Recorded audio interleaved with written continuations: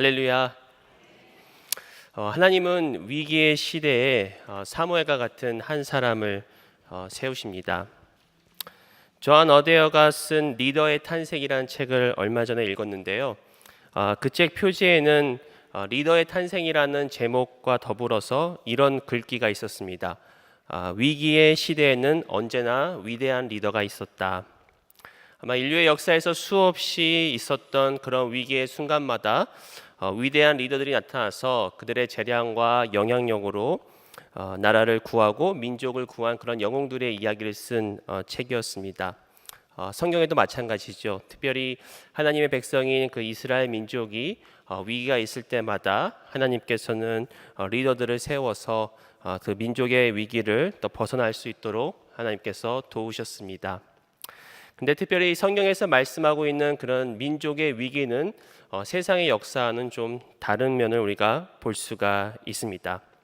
성경에서 말씀하고 있는 그런 민족의 위기는 그런 민족이 나라가 겪고 있는 어떤 외교적이나 경제적인 그런 위기의 뒤에는 그들이 하나님을 떠나고 또 하나님께 범죄하였기 때문에 하나님께서 친히 허락하시는 그런 위기 가운데 있는 것을 우리가 알 수 있습니다. 다시 말씀드려서 이스라엘 민족의 위기는 바로 그들이 하나님을 떠났기 때문에 또 하나님 앞에 범죄하였기 때문에 하나님께서 주변에 있는 국가들이나 또 그 나라의 기근들을 허락하셔서 생기는 위기라고 할 수 있겠습니다. 오늘 우리가 읽은 본문 역시 이스라엘 민족에 있어서 역사에 있어서 또 위기의 시대임을 우리는 잘 알고 있습니다. 바로 사사기 시대의 끝자락을 우리는 읽었습니다. 사사 시대에는 끊임없는 그런 주변 민족의 공격과 침략으로 이스라엘이 어려움을 겪는 그런 시대였죠. 그러나 그 어려움의 본질에는 우리가 영적인 것에 있음을 잘 알고 있습니다. 사사기 21장 25절에는 이렇게 얘기합니다. 그때 이스라엘의 왕이 없으므로 사람이 각기 자기의 소견에 옳은 대로 행하였더라. 이 사사 시대에는 하나님께서 사사를 세우셔서 민족의 위기 때마다 구원하셨지만 그들은 결국 진정으로 회개하지 아니하고 또한 결국 하나님께로 돌아오지 아니하였기 때문에 계속해서 그런 악순환이 반복되는 시대가 사사 시대였습니다. 그러나 하나님께서는 이 사무엘 선지자를 세우셔서 이제는 이러한 영적인 어두운 시대를 끊으시고 끝마치시고 새로운 시대를 열기를 원하셨습니다. 그 당시에 이 사무엘이 있었던 시대 역시도 영적으로 굉장히 어두운 시기였던 걸 우리가 알 수가 있죠. 그 당시에 나와 있는 그 엘리 제사장이나 또 그의 아들들의 그런 죄악은 우리가 너무나 잘 알고 있습니다. 하지만 사무엘은 그러한 시대 가운데서도 온전히 하나님을 섬겼다라고 성경은 말하고 있습니다. 사무엘상 2장 17절 18절에 보시면 이 소년들의 죄가 여호와 앞에 심히 크면 그들이 여호와의 제사를 멸시함이었더라.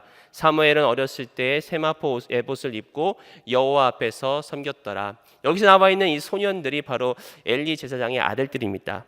그들은 하나님께 드리는 이 제사, 특별히 고기를 자기 마음대로 취하고 또 이 회막문에서 수중드는 여인들과 동침하는 등 각종 음란한 죄를 범하고 하나님께 범죄하였던 아들입니다. 그러나 사무엘은 바로 하나님 앞에 온전히 섬겼다라고 성경은 고백하고 있습니다. 그래서 하나님께서는 이 사무엘을 통해서 하나님과 사람들에게 은총을 더욱 받게 하시겠다라고 말씀하시는데요. 사무엘상 2장 25절 하반절과 26절을 보시면 그들이 자기 아버지의 말을 듣지 아니하였으니 이는 여호와께서 그들을 죽이기로 뜻하셨음이더라. 아이 사무엘이 점점 자라매 여호와와 사람들에게 은총을 더욱 받더라. 바로 하나님께서 선택하신 이 사무엘은 하나님과 사람들에게 은총을 더 받는 자라고 성경은 말하고 있습니다. 또한 사무엘에게는 하나님께서 또 놀라운 은혜를 허락하셨는데 사무엘상 3장 19절에 보시면 사무엘이 자라매 여호와께서 그와 함께 계셔서 그의 말이 하나도 땅에 떨어지지 않게 하시니 바로 하나님께서 그 영적으로 어두운 그 사사 시대에 사무엘과 함께 하셔서 그의 말이 하나도 땅에 떨어지지 않게 하셨다라고 성경은 고백하고 있습니다. 또한 사무엘상 12장 23절에 보시면 나는 너희를 위하여 기도하기를 쉬는 죄를 여호와 앞에 결단코 범하지 아니하고 사무엘의 고백입니다. 바로 이스라엘 민족을 위해서 기도하기를 쉬는 죄를 하나님 앞에 결단코 범하지 아니하였다라는 것이 오늘 사무엘의 고백입니다. 저는 이러한 사무엘의 삶과 또 고백들을 보면서 먼저는 저 자신이 사무엘과 같은 그런 영적인 리더가 되고 싶다라는 그런 소원과 더불어서 바로 우리 다음 세대가 어떻게 보면 지금 이 시대가 사사 시대와 같은 그런 어두운 시대라면은 정말 우리 다음 세대의 우리 자녀들이 이 사무엘 선지자와 같은 그런 리더들로 온전히 섰으면 좋겠다라는 그런 소원이 있습니다. 여러분도 그런 소원이 있으십니까? 이러한 사무엘 선지자가 낳기까지는 성경은 비교적 자세히 이 사무엘이 태어난 배경에 대해서 말씀을 하고 있습니다. 그것은 너무나 잘 알고 계시는 바로 한나의 이야기입니다. 다음 세대와 함께 걷기 위해서 빠질 수 없는 가장 중요한 것 중에 하나가 바로 기도입니다. 우리는 한나가 어떠한 상황 가운데서 어떻게 기도하고 또 어떻게 삶을 낳는지 너무나 잘 알고 있습니다. 우리는 다음 세대를 위해서 기도해야 합니다. 기도가 없으면 되지 않습니다. 지난 우리 주일 설교에서도 말씀을 들었지만 바로 기도는 우리에게 주어진 가장 강력한 영적인 무기입니다. 그리고 예수님도 지금 우리를 위하여 간구하시기 때문에 중보하시기 때문에 우리도 예수님의 본을 받아서 다음 세대를 위하여 중보해야 할 줄 믿습니다. 이러한 기도의 중요성에 대해서는 아무리 강조해도 지나치지 않습니다. 그리고 여기 계신 모든 분들이 우리 자녀들과 다음 세대를 위해서 우리가 기도해야겠구나라는 그런 부담들을 다 가지고 계실 줄 믿습니다. 저는 그래서 특별히 이 사무엘을 낳은 이 한나의 그 기도를 통해서 다시 한번 우리가 기도로 돌아가서 특별히 기도로 세워지는 다음 세대를 꿈꾸면서 우리가 배워야 할 기도에 대한 교훈과 영적 원리에 대해서 몇 가지 나누기를 원합니다. 첫 번째로 하나님은 고통을 통하여 우리를 깊은 기도의 자리로 초청하십니다. 한나에게는 큰 고통이 있었습니다. 사무엘상 1장 2절에 그에게 두 아내가 있었으니 한 사람의 이름은 한나요 한 사람의 이름은 분인나라. 분인나에게는 자식이 있고 한나에게는 자식이 없었더라. 바로 한나는 자식이 없는 그러한 고통 가운데 있었음을 우리는 잘 알고 있습니다. 우리 인간 살아가는데 여러 가지 고통과 또 고난 가운데 있습니다. 그래서 모세는 시편 90편에 이렇게 고백합니다. 우리의 연수가 70이요 강건하면 80이라도 그 연수의 자랑은 수고와 슬픔뿐이요 신속히 가니 우리가 날아가나이다. 고통은 우리에게 여러 모양으로 찾아옵니다. 또 이 고통이 어떻게 찾아올까라고 생각했을 때 오늘 본문을 통해서 두 가지를 볼 수 있었습니다. 첫 번째로 고통은 바로 문제를 통해서 우리에게 찾아오는 것을 우리가 알 수 있습니다. 한나와 같이 아이를 오랫동안 갖지 못하는 그런 문제가 고통으로 찾아온다는 것이죠. 우리가 오랫동안 기도하고 또 애쓰고 하나님께 간구하는 어떤 그런 문제들이 우리에게 있지 않습니까? 그런 문제들이 오래될수록 우리는 계속해서 이 고통 가운데 있음을 잘 알 수가 있습니다. 또한 뜻하지 않게 갑자기 찾아온 어떤 문제들이 있습니다. 갑작스러운 사고나 질병들이 그러한 문제들입니다. 바로 이러한 문제들이 우리에게 고통으로 다가온다는 것이죠. 또 두 번째는 고통은 관계에서 우리에게 다가옴을 우리가 알 수가 있습니다. 사람들과 관계를 갖다 보면 관계 속에 그런 갈등을 인해서 우리는 고통을 받습니다. 가정 안에서 또 직장 안에서 심지어는 교회 안에서도 사람들과의 그런 갈등과 관계 안에서 우리는 고통을 받고 있지 않습니까? 특별히 오늘 이야기에 나와 있는 한나도 이 분인나라는 그런 여인으로부터 고통을 받고 있음을 우리는 잘 알고 있습니다. 사무엘상 1장 6절 하반절부터 보시면은 그의 적수인 분인나가 그를 심히 격분하게 하여 괴롭게 하더라. 매년 한나가 여호와의 집에 올라갈 때마다 남편이 그같이 하매 분인나가 그를 격분시킴으로 그가 울고 먹지 아니하니. 얼마나 분인나가 한나를 괴롭혔으면 성경에서는 한나가 격분하였다라고 성경은 표현하고 있습니다. 이 격분이라는 단어를 찾아보니까 몹시 분노하고 노여운 감정이 복받쳐 오르다라는 그런 뜻을 갖고 있더라고요. 그만큼 이 분인나의 관계에서 또 갈등에서 그 고통이 한나로 하여금 격분하고 울고 먹지 못할 정도의 그런 고통을 주고 있다는 것을 우리가 알 수가 있지요. 특별히 분인나와 한나는 이 라이벌 관계고 적수의 관계입니다. 바로 한 남편을 사이에 두고 둘이서 서로 어떤 라이벌의 그런 관계에 있지 않습니까? 그만큼 우리가 사회에서도 어떤 라이벌과 이런 적수의 관계를 통해서 우리는 이제 고통을 받을 수가 있는데, 그런데 성경은 이러한 한나의 고통이 바로 하나님으로부터 시작되었다라고 성경에서 말씀하고 있습니다. 사무엘상 1장 5절 하반절에 보시면 그러나 여호와께서 그에게 임신하지 못하게 하시니, 또 1장 6절에 보시면 여호와께서 그에게 임신하지 못하게 하심으로 그의 적수인 분인나가 그를 심히 격분하게 하여 괴롭게 하더라. 지금 한나가 임신하지 못하는 이유를 바로 하나님께서 그가 임신하지 못하게 하셨다라고 성경에서는 기록되고 있다는 것이죠. 바로 하나님께서 이 한나의 인생에 개입하고 계신다는 것을 우리는 잘 알 수가 있습니다. 바로 한나가 임신하지 못하는 이유는 하나님께서 임신을 하지 못하게 하셨다라는 것이 성경의 고백입니다.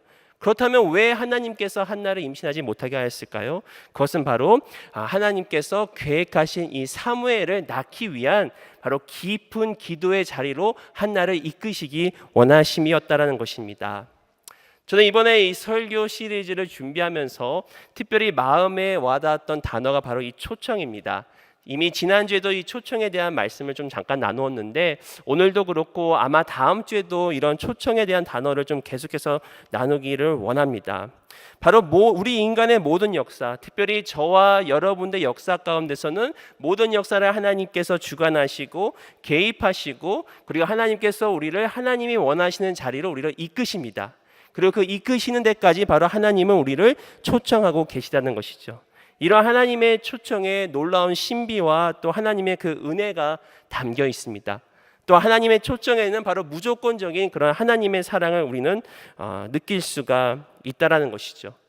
바로 하나님은 이 한나의 고통을 통해서 깊은 기도의 자리로 초청하고 계심을 믿으시길 바랍니다. 사무엘을 계획하시고 사무엘을 통해서 이스라엘 민족을 회복시키기를 계획하셨는데, 그러한 일을 이루시기 위해서는 바로 깊은 기도자를 하나님께서는 찾고 계셨다는 것입니다.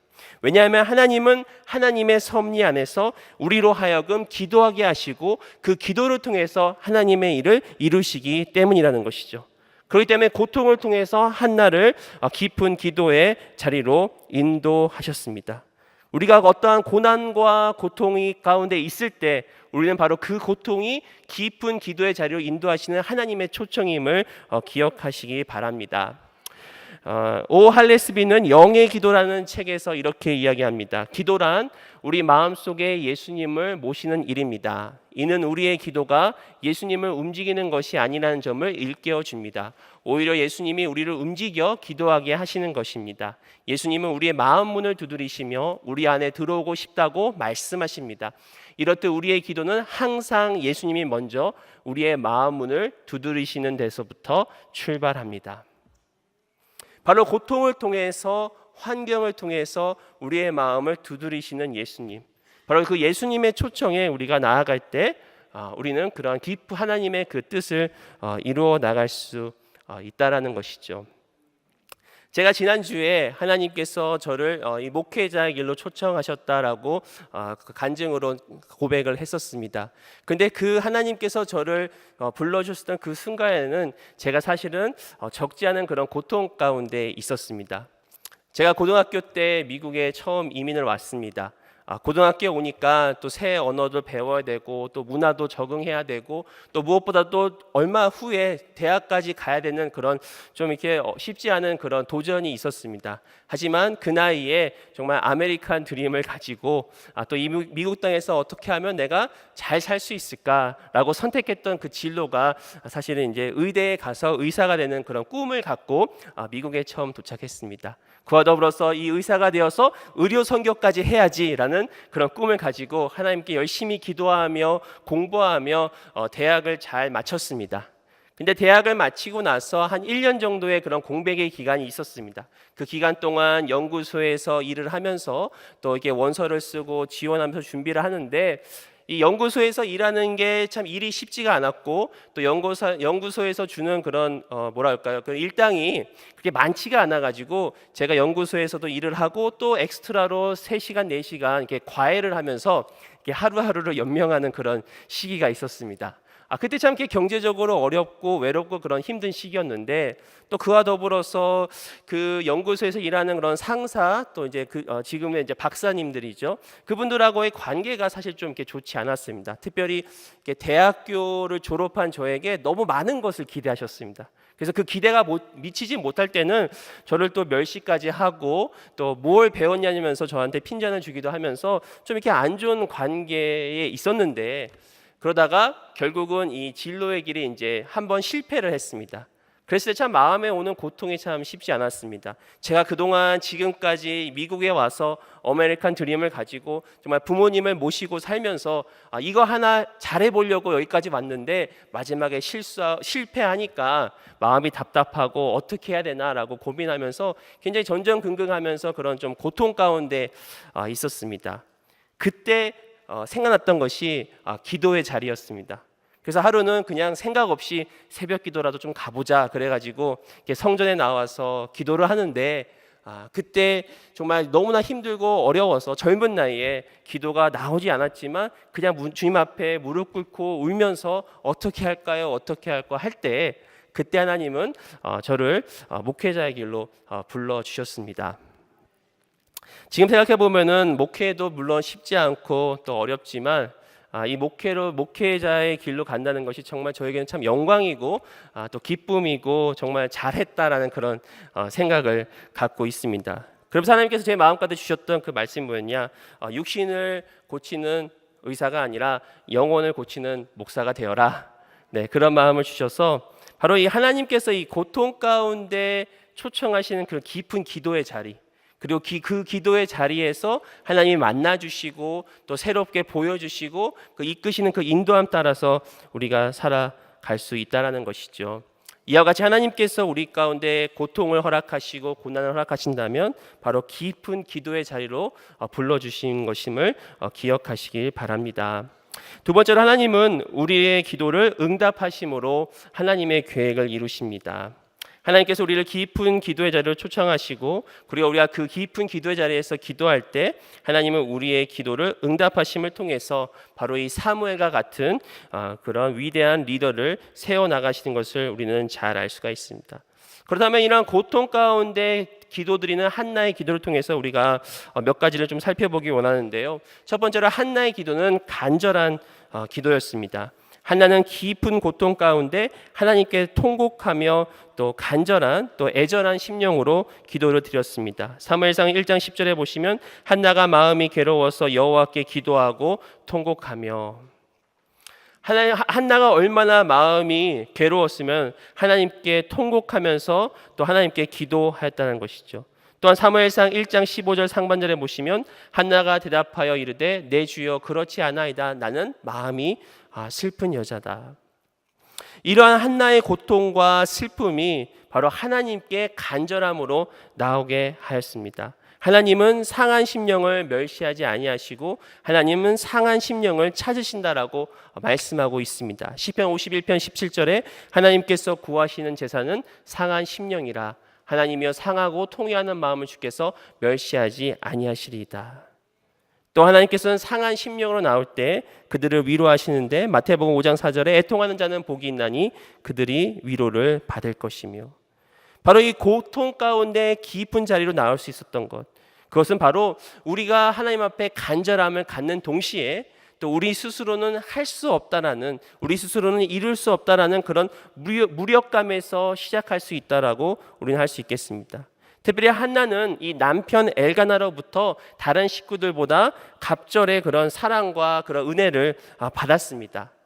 하지만 한나는 그러한 남편의 사랑을 받았음에도 불구하고 그의 마음은 고통스러웠고, 그리고 인간이 줄 수 없는 그런 위로 때문에 그는 늘 하나님 앞에 또 애통하며 기도하며 또 자기 스스로 할 수 없는 그런 무력감 가운데 있었다는 것을 알 수가 있지요.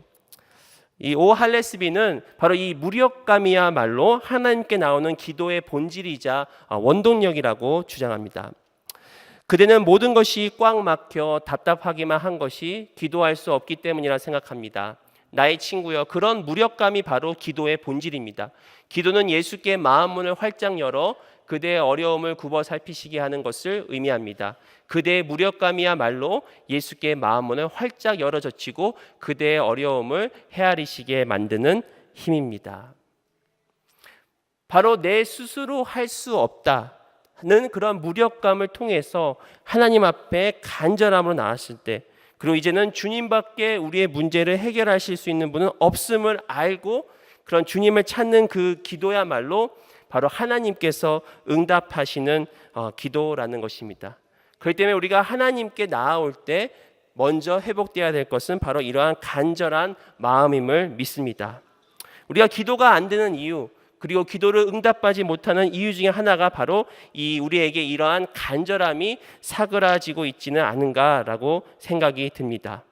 우리에게 고통이 오고 고난이 와서 하나님께서 우리를 깊은 기도의 자리로 초청하심에도 불구하고 우리는 하나님 외에 다른 것을 찾거나, 또한 우리가 때로는 기도할 게 없다라고 이야기를 하면서 안일하게 그런 신앙생활을 할 때, 바로 그러한 신앙생활 가운데, 기도 가운데 진정한 하나님이 원하시는 그런 간절함이 결여되었다라는 것이죠. 그렇기 때문에 우리가 기억해야 될 것은 바로 이러한 간절함은 하나님의 고통 가운데 우리를 초청하신 하나님과 더불어서 날마다 하나님을 찾는 우리의 그 날마다 심령 가운데 회복되어야 한다는 것입니다. 그래서 시편 42편 1절에는 하나님이여 사슴이 시냇물을 찾기에 갈급한 같이 내 영혼이 주를 찾기에 갈급하나이다.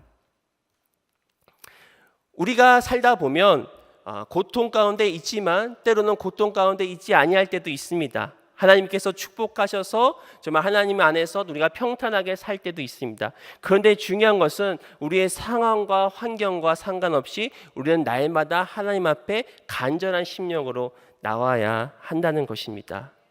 바로 하나님을 진정으로 사랑하면 우리는 우리 가운데서 간절함이 나올 수가 있습니다. 간절함은 바로 하나님 우리의 기도를 깊은 데로 이끌어 가는 것입니다. 우리가 날마다 하나님의 간절함 나옴을 통해서 우리의 영원한 만족 되시는 주님을 우리는 만날 수가 있습니다. 그리고 절대로 다시는 목마르지 아니할 그런 생수가 바로 주님 안에 있다라는 것입니다.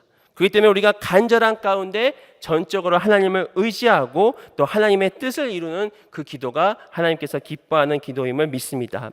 두 번째로 한나의 기도는 오래 머무는 기도입니다.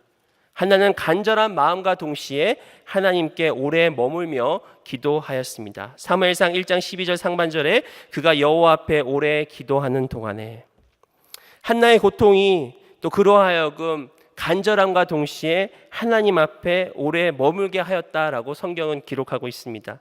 하나님은 때로는 우리의 기도가 오랫동안 머물기를 원하십니다.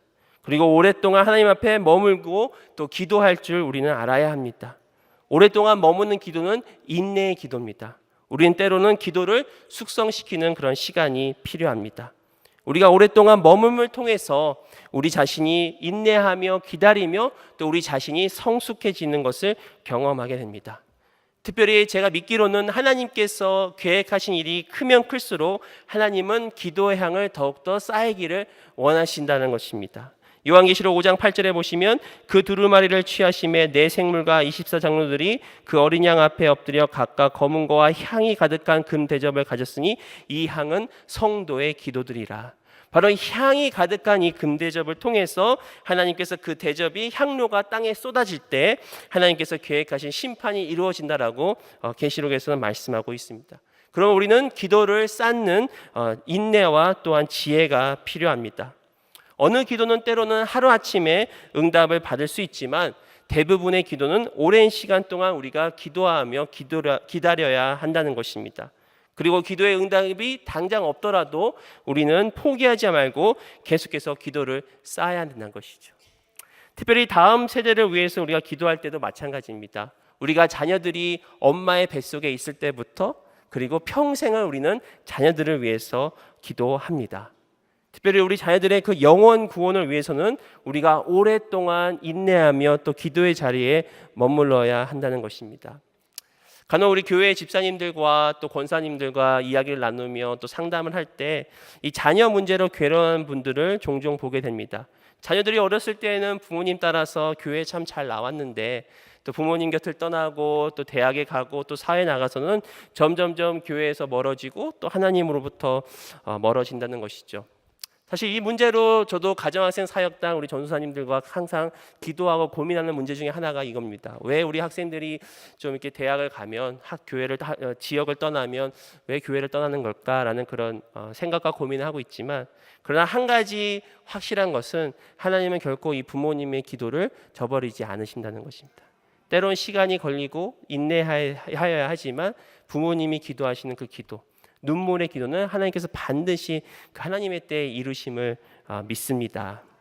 이 어머니의 눈물의 기도 중 대표적인 이야기가 바로 성 어거스틴의 어머니 모니카의 이야기일 것입니다. 이 성 어거스틴이 신학자로서 정말 교회 역사에 있어서 가장 큰 공헌과 영향력을 끼쳤던 인물인데, 근데 그가 17살 되던 해에 지금의 우리 아이들과 비슷하게 어머니 곁을 떠나고 이제 도시로 이주를 합니다. 근데 도시에 가자마자 이름도 알지 못하는 여인들과 또 같이 머물고 또 동거하면서 또 각종 그런 범죄에 빠지게 됩니다. 그리고 심지어는 이 마니교라는 그런 이교 사상에 빠져가지고 기독교하고는 점점 멀어지게 되죠. 그러나 어머니 모니카는 이 어거스틴을 놓고 계속해서 기도합니다. 10수년을 밤낮으로 눈물로 기도했을 때 하나님께서 그 때가 되었을 때 바로 이 어거스틴을 다시 불러주시고 만나주셔서 이 기독교 역사에 정말 위대한 그 인물로 자라나게 하셨습니다. 그때 이 어거스틴이 참회록에서 이렇게 고백합니다. 누가 내 어머니처럼 그렇게 지속적으로 눈물과 고통을 삼키며 주님께 간구할 수 있었겠습니까? 그러나 자비 하나님, 당신은 경건하고 순결한 한 과부의 상하고 통회하는 심령을 멸시하지 않으셨습니다. 불을 위해 은과 금이나 어떤 썩어져 버릴 재물을 구한 것도 아니요 오직 자기 아들의 영혼의 구원을 위해 밤낮으로 눈물의 기도를 드렸는데 어떻게 이런 어머니의 기도를 주님이 멸시하시고 거절하실 수 있었겠습니까? 혹시 여러분들 가운데 자녀를 위해서 동일한 마음으로 기도하시는 우리 성도님들 계십니까? 이 시간 주님의 위로와 또 하나님의 그 역사가 임하기를 축복합니다. 우리가 오랫동안 눈물로 기도하고 기다리면 언젠가 하나님은 반드시 우리 자녀들을, 다음 세대를 하나님께로 다시 인도하셔서 이 사무엘과 같이 또 어거스틴과 같이 정말 이 위대한 하나님의 사람으로 세워주실 줄 믿습니다. 세 번째로 한나의 기도는 겸손과 믿음의 기도였습니다. 오늘 본문에 보시면 한나가 기도할 때 그의 곁에서 그를 지켜보던 한 사람이 있었습니다. 그는 바로 엘리 제사장이었습니다. 그런데 그는 한나가 기도하는 모습을 보면서 이렇게 이야기합니다. 사무엘상 1장 12절 14절에 그가 여호와 앞에 오래 기도하는 동안에 엘리가 그의 입을 주목한즉 한나가 속으로 말하며 입술로만 움직이고 음성은 들리지 아니하므로 엘리는 그가 취한 줄로 생각한지라. 엘리가 그에게 이르되 내가 언제까지 취하여 있겠느냐, 포도주를 끊으라 하니. 성경은 엘리가 나이가 들어서 또 탐욕으로 비대해졌다라고 얘기합니다. 엘리는 이제 그런 엘리가 지금 엘리 제사장이 이런 여인이 와서 하나님 앞에 간절히 기도하고 있는데 대낮부터 술 취했냐고라고 오히려 이 여인을 나무라는 그런 모습을 지금 보고 있습니다. 그만큼 분별력이 떨어졌고 어리석은 자가 되었다는 것을 알 수 있습니다. 만약에 요즘같이 이런 일이 벌어졌다면 이미 벌써 소문이 쫙 퍼지고 어느 교회 어느 목사님이 그랬더라라고 아마 얘기하지 않았을까라는 생각이 됩니다. 그런데 한나는 그러한 엘리 제사장에게 지금 본인이 어떻게 기도하고 있는지 그런 자초지정을 이야기를 합니다. 사무엘상 1장 15절 16절에 한나가 대답하여 이르되 내 주여 그렇지 아니하나이다. 나는 마음이 슬픈 여자라 포도주나 독주를 마신 것이 아니요 여호와 앞에 내 심정을 통한 것뿐이오니 당신의 요종을 악한 여자로 여기지 마옵소서. 내가 지금까지 말한 것은 나의 온통함과 격분됨이 많기 때문이다 하는지라. 굉장히 한나가 이 성숙한 여인이고 또 이 겸손한 여인임을 우리가 알 수 있지 않습니까? 저도 가끔 이렇게 기도를 하다 보면은 다른 사람이 볼 때는 이렇게 졸고 있는 것처럼 보일 때가 있습니다. 특별히 이게 여름 선교를 가다 보면은 시시로 이렇게 기도를 해야 되니까 차에 타서도 눈을 감고 기도하고 어디 앉아 있어도 눈을 감고 기도하는데, 물론 이제 솔직히 말씀드리면 기도하면서도 좀 이렇게 졸기도 하지만 옆에 있는 사람이 자꾸만 목사님 맨날 존다고 뭐라 그러면 굉장히 기분이 막 상할 때가 있거든요. 근데 한나도 그렇게 하나님 앞에 열심히 기도를 하는데 누가 옆에 와서, 그것도 제사장이 옆에 와서 당신 술 취했습니까? 술 좀 그만 마십시오라면 어떻게 보면 좀 이게 열을 내고 어떻게 그럴 수가 있어요라고 얘기할 수 있을 것 같은데, 오히려 그는 차근차근 겸손하게 자초지정을 이야기를 합니다. 그랬더니 이 엘리 제사장이 갑자기 그러한 이야기를 통해서 사무엘상 1장 17절에 이렇게 합니다. 엘리가 대답하여 이르되 평안히 가라. 이스라엘의 하나님이 내가 기도하여 구한 것을 허락하시기를 원하노라 하니. 네, 좀 이렇게 세상 말로 생각하면 약간 뻘쭘한 그런 상황이었습니다. 엘리 제사장은 이 여인이 술 취한 것으로 생각했는데 그게 아니라 이렇게 됩니다. 그러니까 엘리 제사장이 얼른 다시 격식을 차리고 그렇게 이 여인을 축복합니다. 하나님께서 너의 기도를 허락하시기를 원하노라. 그랬을 때 한나는 이 엘리 제사장의 축복을 믿음으로 받고 고백하는 것을 알 수 있습니다. 1장 18절에 이르되 당신의 여종이 당신께 은혜 있기를 원하나이다 하고 가서 먹고 얼굴에 다시는 근심빛이 없더라. 한나는 이 엘리 제사장의 축복을 진정으로 믿었습니다. 그리고 성경은 다시는 근심빛이 없었다라고 고백합니다. 참 대단한 겸손과 대단한 믿음이라고 생각합니다. 조금 전까지만 해도 이 엘리 제사장은 한나에게 당신 술 취하지 않았습니까? 라고 얘기했던 그 제사장인데, 요즘 같았으면 그런 목사님이 갑자기 돌변해가지고 이제는 기도를 하나님께서 응답하실 것입니다 라고 하면 과연 아멘이 나올까요? 속으로 그러지 않겠습니까? 당신이나 잘하세요. 그런데 한나는 겸손하게 그 말씀을 믿음으로 받아들였다는 것입니다. 어떻게 보면은 겉으로 이 엘리 제사장의 말을 믿었다기보다는 바로 엘리 제사장의 입술을 통해서 하시는 하나님의 말씀을 그는 믿었다는 것이죠. 바로 그 가운데 역사하시는 하나님을 바라보았다는 것입니다. 하나님은 겸손한 자를 사랑하십니다. 그리고 하나님은 겸손한 자에게 소원을 들어주시고 은혜를 베푸시겠다라고 말씀하고 있습니다. 잠언 3장 34절에 진실로 그는 거만한 자를 비우시며 겸손한 자에게 은혜를 베푸신다라고 성경은 말씀하고 있다라는 것이죠. 바로 이 겸손과 믿음을 통해서 한나는 하나님으로부터 놀라운 기도의 응답을 받았음을 우리는 잘 알고 있습니다. 바로 이 한나가 비록 엘리 제사장이 그렇게 얘기하였지만 그 말씀을 믿고 마음에 받아들였을 때 하나님은 곧바로 이 한나의 기도를 응답하여 주셨습니다. 사무엘상 1장 19절 20절에 그들이 아침에 일찍이 일어나 여호와 앞에 경배하고 돌아가 라마의 자기 집에 이르니라. 엘가나가 그의 아내 한나와 동침함에 여호와께서 그를 생각한지라. 한나가 임신하고 때가 이름에 아들을 낳아 사무엘이라 이름하였으니 이는 내가 여호와께 그를 구하였다 함이더라. 바로 하나님 앞에 우리가 겸손과 믿음을 나와서 이런 기도의 응답을 받는 한나와 같은 동일한 축복이 저와 여러분 가운데 있기를 축복합니다. 세 번째로 하나님은 우리가 다음 세대를 내어드릴 때 그들을 들어서 사용하십니다. 오늘 본문 10절에 한나는 하나님께서 아들을 허락하시면 하나님께 다시 드리겠다라고 그가 소원을 하였고, 실제로 사무엘이 난 후에 그는 하나님께 소원한 대로 사무엘을 드린 것을 우리가 알 수 있습니다. 사무엘상 1장 27절 28절에 이 아이를 위하여 내가 기도하였더니 내가 구하여 기도한 바를 여호와께서 내게 허락한지라. 그러므로 나도 그를 여호와께 드리되 그의 평생을 여호와께 드리나이다 하고 그가 거기서 여호와께 경배하니라. 바로 한나는 하나님께서 응답하신 이 기도의 열매를 오히려 다시 하나님께 드림을 통해서 하나님의 놀라운 계획을 이루어 주신 것을 우리는 알 수가 있습니다. 바로 하나님의 계획은 단순히 아이를 갖지 못하는 이 한나 여인에게 사무엘을 주신 것을 넘어서 바로 이 사무엘을 통해서 이스라엘 민족을 구원하시고, 또 이 사무엘을 통해서 다윗 왕을 세우시고, 또 사무엘을 통해서 다윗 왕으로 하여금 결국은 그의 후손들이 메시아 예수 그리스도께서 오시는 그 길까지 인도하는 하나님의 사람으로 세우시기를 하나님이 원하셨다는 것입니다. 여기서 바로 한나의 우리는 믿음과 동시에 한나의 헌신을 볼 수가 있습니다. 만약 그가 하나님께서 주신 그 축복을 그 자신이 갖고 있었더라면 하나님께서 이런 일을 이루지 못하셨을 것입니다. 하지만 그가 하나님께 헌신하고 서원한 대로 하나님께 내어드렸을 때, 하나님께 맡겨드렸을 때 하나님께서는 더 큰 일을 바로 사무엘을 통해서 이루어 주셨다는 것입니다.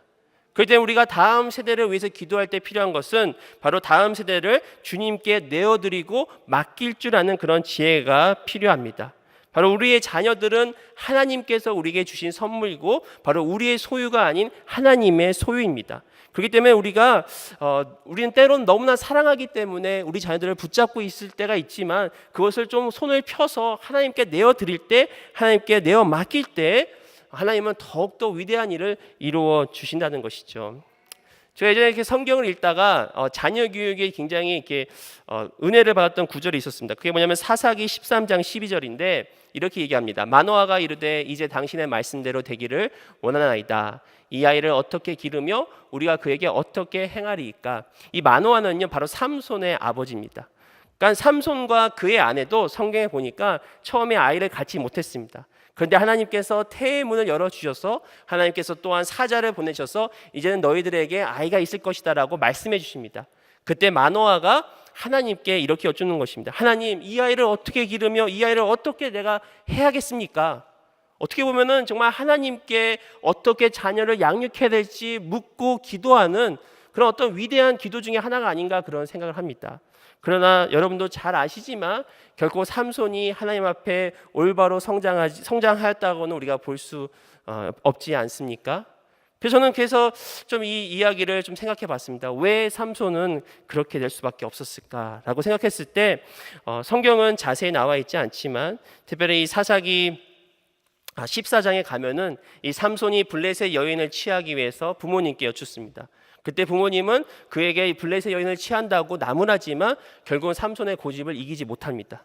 그리고 삼손이 그 블레셋 여인을 데리러 딥나라는 지역에 갈 때 부모도 같이 따라가는 것을 성경에서 발견했습니다. 이것을 봤을 때 성경이 정확하게 얘기하고 있지만 어느 정도 이렇게 부모님들이 좀 삼손을 끼고 살지 않았나. 장성한 이 삼손이 지금 여자를 데리러 가는데 같이 가는 그런 모습을 보이고 있지 않습니까?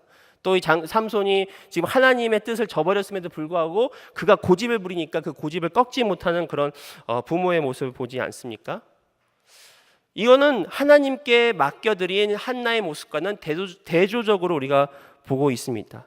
어떻게 보면 삼손도 그렇고 사무엘도 그렇고 하나님께서 놀라운 계획 가운데 그 둘을 탄생케 하셨지만 하나님께 사무엘을 맡겼던 한나는 결국 사무엘을 통해서 하나님께서 위대한 일을 이루셨고 또 하나님께 맡기지 못한 이 삼손은 어떻게 보면 부끄러운 그런 사사의 모습으로 성경에는 기록되어져 있다라는 것입니다. 우리는 믿음으로 자녀들을 하나님께 맡겨드려야 합니다.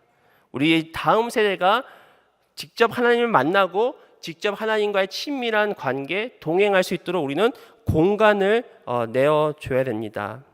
특히 헬리나우에는 그 영적 발돋움이라는 책에서 이 다른 사람들이 하나님께 나아갈 수 있는 그런 공간을 만들어주는 것이 바로 이 발돋움이라고 얘기를 하는데 이렇게 기록합니다. 그러므로 환대는 우선적으로 낯선 사람이 들어와서 적이 아닌 친구가 될 수 있는 자유로운 공간을 만들어주는 것을 의미합니다.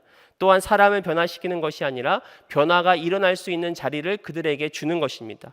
환대는 우리의 하나님과 우리의 길을 행복의 기준으로 삼는 방법이 아니라 다른 이들이 그들의 하나님과 그들의 방법을 찾도록 기회를 열어주는 것입니다.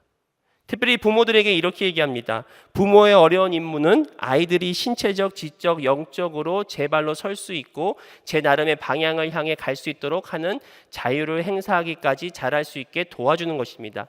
그런데 부모들이 잘 빠지는 시험은 자녀들이 부모들에게 빚진 게 많다는 점을 직간접적인 여러 가지 방법으로 암시하면서 자녀에게 매달리고 자녀를 통해 자신이 이루지 못한 바람을 이뤄보려 하고 자녀에게 집착하는 것입니다.